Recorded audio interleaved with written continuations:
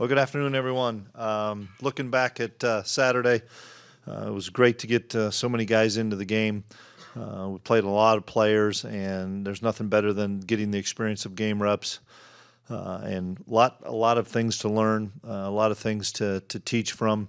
We definitely played hard. I thought we played physical, some technique things in all phases, offense, defense, and special teams we need to get better at, and spent a little time on that yesterday, and then we'll take some time over the next couple of padded practices to work on some more technique things that we've got to shore up a little bit. But I was pleased with the way the guys came out and played hard this first game, and now we got to turn the attention to Troy, a really good Troy team, veteran team that has won an awful lot of ball games, and it'll be a great challenge for us come Saturday.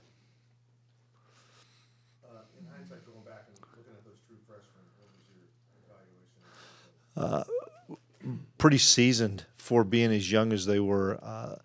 Their errors were more technique errors and not a lot of assignment errors, which is really encouraging that they're paying attention and learning from the older guys.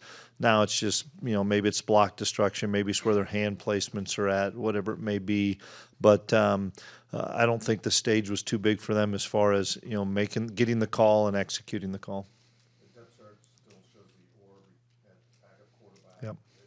Drew's going to see some field time if possible. Yeah, we'll once again play it week by week. I will tell you that Avery and Jake split a lot of the 2 reps during the week. I don't know 2 games are the same, but are there any lessons you can take away from previous losses you've had against Arkansas State, Tulane, that you can apply now to kind of a similar team coming in? No, not really. Same thing we talk about every week. You got to prepare Monday through Friday to give yourself a chance to be successful on Saturday, and any team can beat you. I don't care what level they're at if you don't have your A game, and that's not just physically, that's mentally, that's emotionally. This team is a really good football team and could beat a lot of Power 5, Group of 5, whatever you want to say, beat a lot of teams in general because of their depth and because of their ability. So for us, it's still about us. We have to take care of making sure that we're prepared, not only schematically for the things we're going to see, but emotionally and physically as well. Closer look at the game on rewatch. Was there anything that jumped out at you that you didn't see initially that you said, hey, we really did a good job at this? No, I mean it was a solid effort. There's some things that we need to sustain and get off blocks better offensively and defensively. Our perimeter run, we feel like we need to sustain blocks better, and that's everybody. That's not just wideouts, that's tight ends, that's old linemen that are pulling, and then we need to be able to get off blocks from the perimeter. Those are the 2 things that I saw, and a lot of those were I'm in the right spot but had poor technique. I also wanted to ask some of you guys, looked like they had some pretty good celebration. It's ready to go for that game after they made big plays. Were there any one of them that was your favorite? I didn't know about a lot of them, and I still probably don't know, and I probably don't care to know about them. The only one that jumped out at me just because I was in with the defensive guys was Duke's, casting the rod and reel with fishing. That was the only one that I saw, and so if there was other ones, I'm sure somebody will tell me about them later. You've been with a couple of highly successful programs. Is there a way to classify a team that's won 12 straight and the confidence that they must carry? Oh, just belief and confidence, like you hit on with just feeling they're always going to win. That when you have success, you feel like you're going to find a way to win. And they won a number of close games last year, and so when you get into a fourth quarter game with these guys, which I firmly believe it's going to be a 4-quarter game. These guys are going to really believe that they can win because they've done it before. When they have a veteran quarterback that's played a ton of football, so the moment's not going to be too big for him. The stage isn't, all those things, because he's been in big environments and he's played big in big games. And then the amount of guys they have back on defense, they'll be ready for what our environment they face. What is the versatility that 2-back system gives you guys? The fact that you don't know which way the run could go for starters, and they both can run, they both can block really well. They're both good receivers out of the backfield. There's some things that we are going to clean up with both those guys as far as some route running, but just the fact that you can't say, well, it's going to go to this way or going to go that way, because they both could lead for each other, and then it gives us more things in the pass game probably as much as anything. Status of Jake Clifton going into this week? Yeah, it'd be doubtful for Jake this week. That's why we didn't list him on the depth chart. Be a long shot, but I doubt it. Not only did Cooper Beebe play both guard and tackle, but he switched sides of the offensive line. Yeah. Just how difficult is that, and how impressive was it for him to do? It's really impressive. It's like Jake Clifton playing Sam, Mike, and Will. It's really hard to do. It just goes to show you somebody that's been in the program that just understands how all five have to work as one, and he listens, he pays attention, he's got the skill set to do a lot. It helped us that he played left tackle for a whole season, but with Duff down, it opens up so many more things because we have more interior guys right now. We do get John Pastore's missed an awful lot of time in fall camp. He was cleared to come back to activity this week, which whether or not he's going to be ready to play this week, time will tell, but it gives us another body there with depth. Have you ever had someone like Cooper that can do that at that level and not miss a beat? I think the key is, we've had some swing guys, but to do it at the high level, I mean, he could be an all-conference player at many spots on the offensive line, and, it's going to allow us to stay fresh with some of the other players, and, you want Coop in the game, and so if there's ways for us to get Hadley and TP in the game together, then he's got to go play tackle, and that's something that Riles is going to continue to put different guys out there and make sure that they mesh all well together. What about Troy impresses you the most? Well, just in the first game, running back, he had some big home runs. Just his style of running. I mean, he's a physical runner. He's got great vision, great quickness. Quarterback, like I said, seasoned guy, puts the ball on the money. Defensively, I think they're very aggressive. They tackle well. They're opportunistic. I mean, that was from that first game. Just, last year, and I know there was a number of kids that maybe not on their roster, same as ours, just always feel like they were going to find a way to win the game. I mean, that's a sign of a culture that expects to win, not hopes to win. And then is Keagan trending towards being able to play? Yeah, we'll find out this week. He did some limited things yesterday, and so we'll just have to play it as the week goes. Speaking of wide receivers, after game one, without Keagan, what did the depth of that position prove to you? I was pleased. Jaden Jackson came in and played really well. He blocked exceptionally well, which is kind of an underrated stat that he did a really good job blocking at the point of attack, and then caught the big ball on the post route. RJ was what I expected RJ to be, because I've seen it all through fall camp as a guy that can be a number one receiver. Phil, I thought, played well. I was excited to get the young guys in there in Spivey and Brown, and then Seth will get pushed back into that rotation a little bit. He was banged up, played just on special teams. He'll get pushed into the rotation now as well.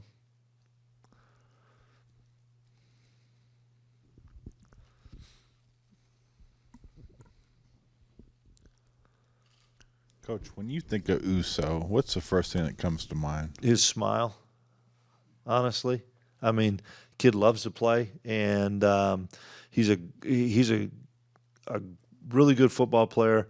It's fun to see how he's matured and how he's such a great teammate, how excited he was for Damian, how excited he was for any of the defensive linemen that make a play, and very unselfish. Wants to play, but wants what's best for the team. And I've just seen him mature as a person so much. I credit Coach Tui. I credit his teammates. I credit a guy like Eli Huggins that helped him along the way. But make no doubt, when Uso was in the game, that pile move the other way, and he can penetrate. And I just don't think you're going to single him a whole lot. If you do, we hope you do, because he's a man in there. Here's a guy that his high school, he played with no stadium stands. Yep. Nothing out there, just kind of in dirt. He goes to Garden City. How did Tui find him, and what were your first impressions of him? Well, recruiting staff did a great job too. Taylor Bratt and his staff, just knowing the Kansas junior colleges so well, and then Tui just having a connection with him from the island. A lot of different common people that they both knew, and we just kept building the relationship with him. And then when we brought him here, it's like a lot of guys in their first year from junior college. It's difficult because it's a big transition from playing at Garden City to playing here, and he struggled a little bit to start with. But we hung with him. He hung with us. He got better and better as the season went along. He got to learn from an All-American type player in Eli, and rather than being upset that he wasn't playing, took more ownership, saying, I've got to do these things so I can be more dominant. And just watching what he did all last fall, and probably more importantly what he did this winter, spring, and summer to prepare his body for a long grind of a Big 12 season. At this stage of his career, what do you guys say to Will Howard when he makes a mistake like he did early in that game? You don't say a lot to Will. He got hit on the play, and he was going to try to knife one into send it, and he got hit, and the ball fluttered on him. So, maybe take the easy one. But he didn't know he was going to get hit either. His eyes are downfield. So you don't really say a whole lot to Will. Will's his biggest critic. Will's so hard on himself if he makes a mistake. That it could be a mistake that looks like a big one like that one, or if he misses a throw that he thinks he should make, or misses a check he thinks he should make. Will is such a perfectionist that it's just, hey, what'd you see, and talk about it. But that one was tough to blame him. And with Trayshawn, he obviously has a lot of skills in versatile areas. Do you feel like you've got a good grasp of where he can help this offense the most yet? I think we're still learning, actually. As he gets better and better learning our offense, I think he's comfortable outside the perimeter, and he showed that. Where he's gaining more and more confidence is in between the tackles, because I think you can see he can be a really good start and stop, slashing type runner, great vision, great quickness, but he just needs to see more of those plays, and part of that is practice time. When you don't have spring ball and you're thrown into the mix in fall camp, we're splitting a lot of those reps because we're not, we have 3 or 4 tailbacks on each field when we do our double rep stuff. He's not taking every rep. So I know he's going to improve just with his vision and understanding how the blocks are being made.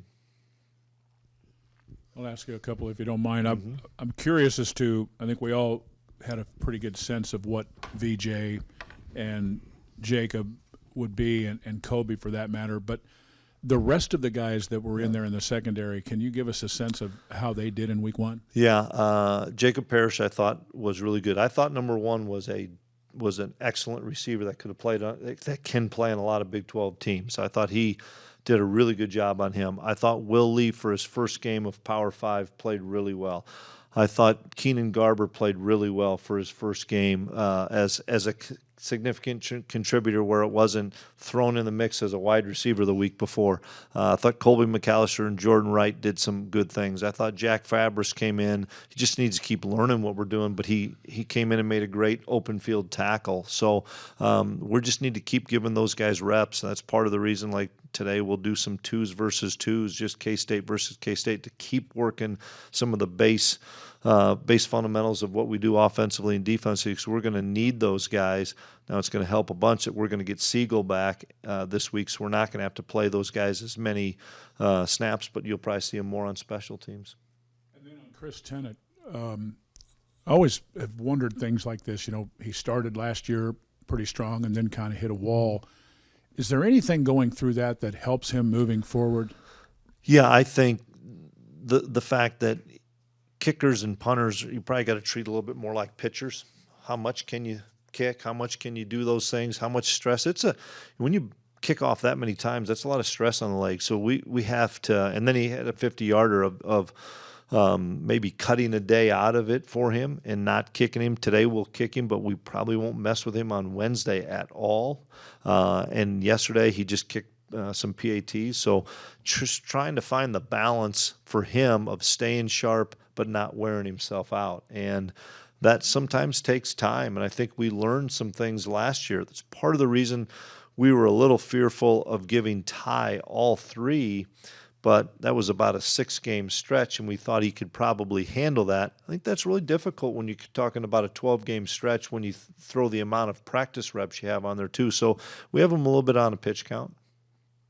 Coach, back to Will for a second. In terms of, let's say, the intermediate or middle passing game and the downfield passing game, when did you really start to see him take strides in both of those areas? Yeah, I would have said spring of 22 when Adrian came in here and didn't participate, and he took all the reps of the ones, and then just continued to elevate from there to the summer to the fall of putting it. I think last week was a great example of, throwing the ball to either RJ or Phil moving forward, so that they could catch a curl, catch a hitch, and get vertical, and giving them good ball placement so they could catch it and gain some yards. I thought we were really good with our receivers of getting north and south after a catch on 3rd and 8, 2nd and 8, and getting first downs. And a big part of that is timing and ball placement. And I think he's been, you saw that last year with some of the, routes we threw to Senate,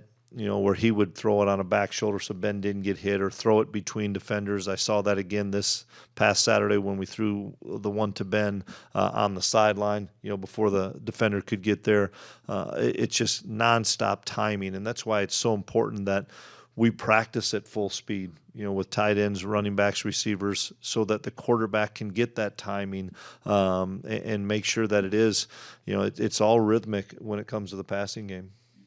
Partially answered what I was going to ask you next. Was, to me, maybe the number was 2, but were there any passes that he made last week that he could not or would not have made last year?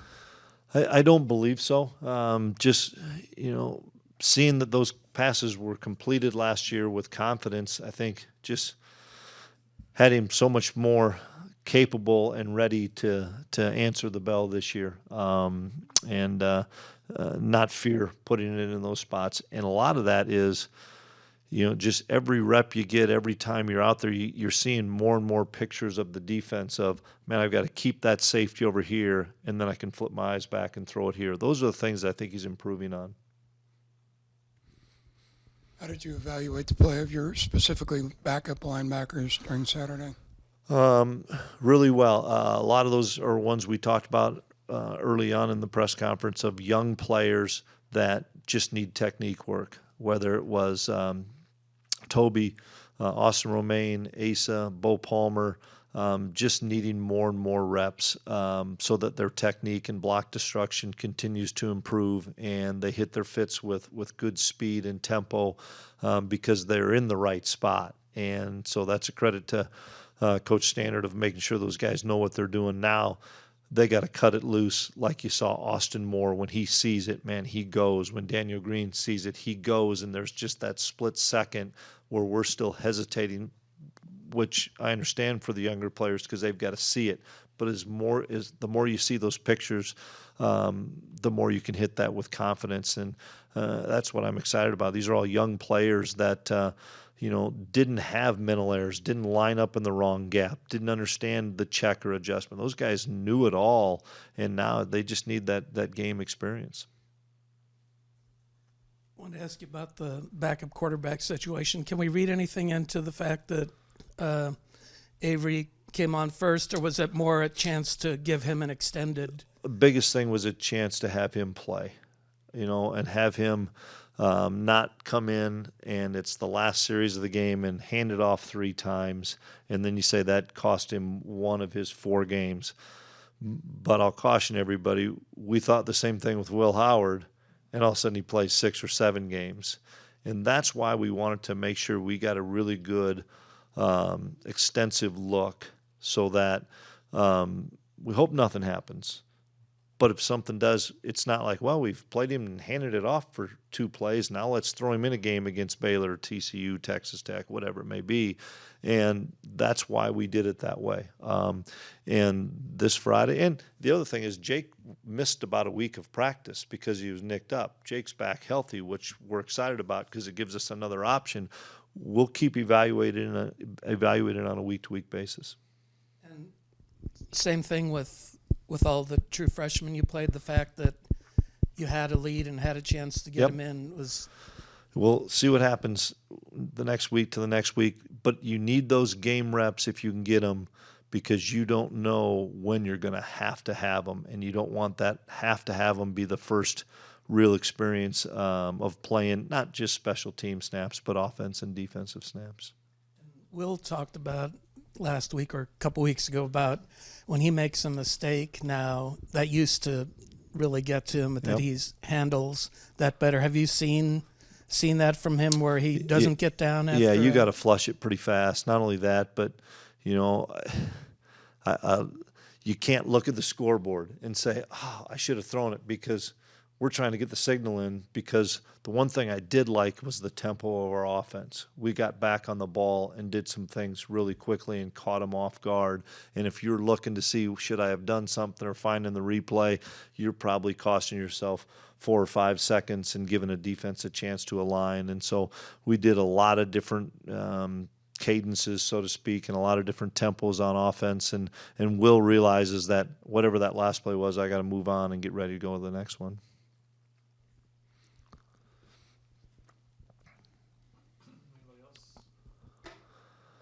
I know coming into the season there was a little bit of concern about the D-line with Eli going and Felix leaving for the draft. How did you think they did on Saturday? I thought they did really well. Mott played an exceptional game. He was our defensive end of the game. Uso was our D tackle of the game. I thought Khalid did what I thought he was going to do with a big-time sack in there. We played an awful lot of players in there that I thought Stuff made a couple of really good plays just running to the football. Same with Nate. I mean, it's just we have a lot of depth there, and if we can keep that depth so that we keep the snap count to a manageable amount so that they can play Mach 1 every snap, that's what we're looking for.